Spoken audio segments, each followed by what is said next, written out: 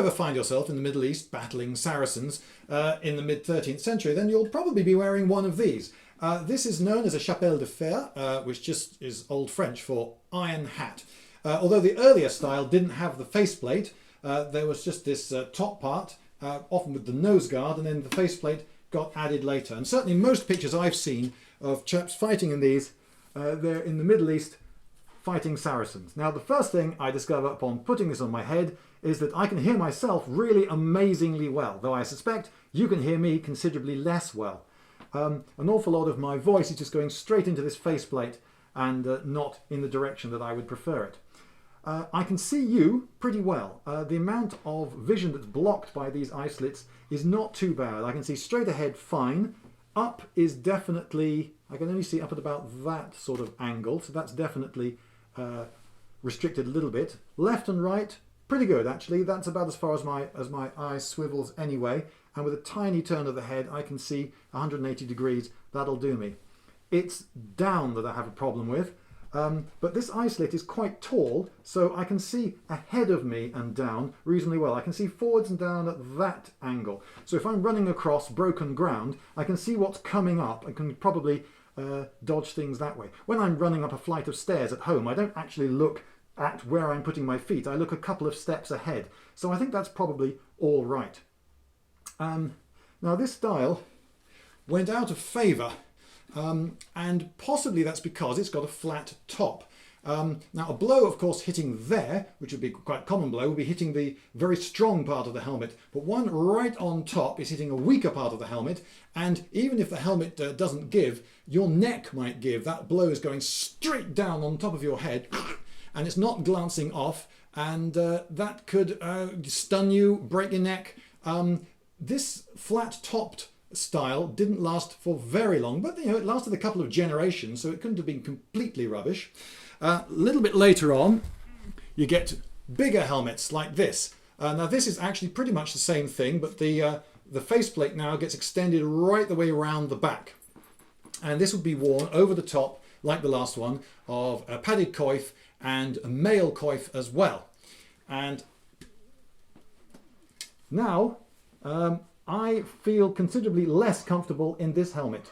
The eye slit is quite a bit narrower, and I have a big problem now looking down. Yes, I can see through these breaths. These little holes here are called breaths, and I can see down a little bit through those. If lighting conditions were very good, if the ground were very pale, I would perhaps be able to see a little bit of the ground, but not much.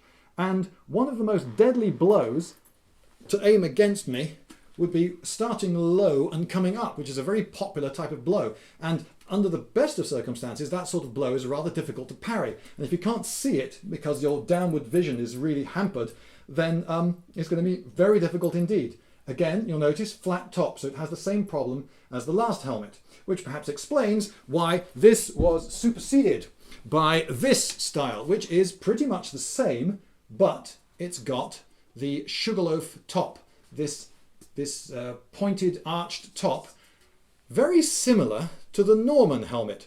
And you may realise that the early Crusaders went to the Middle East with Norman helmets on. So this wasn't a new technology. It wasn't as though, wow, we've invented the arch-topped helmet. They'd been around for many, many centuries. They went back to it.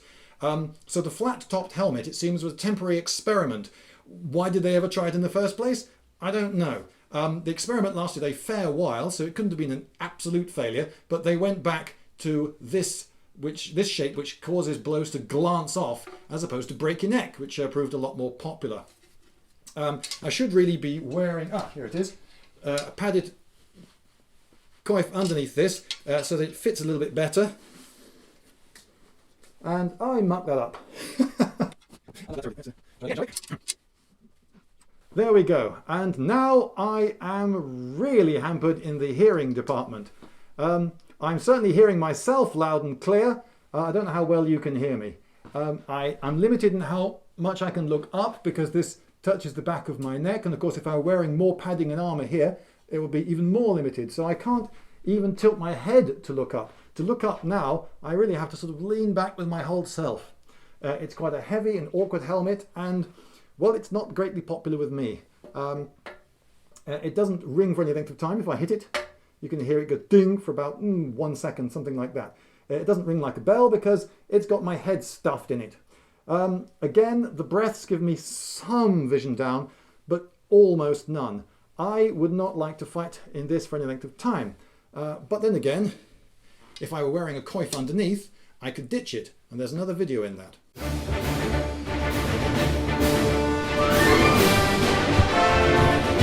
Lindybeige!